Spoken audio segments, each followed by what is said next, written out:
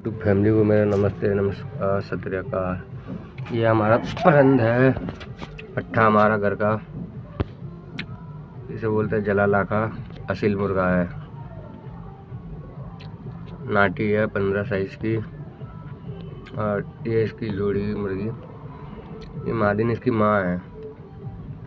देखो गाइस,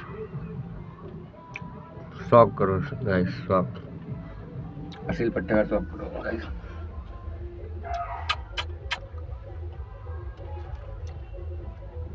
हमारा असील पट्ठा गाइस, देख सकते हो आप। अरुण मार्टिन है, शौक करो मार्टिन का भी।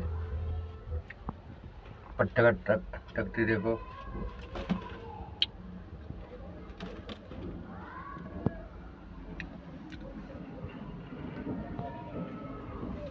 गाइस शौक करो मुर्गों का, असील पट्टे का शौक करिए गाइस।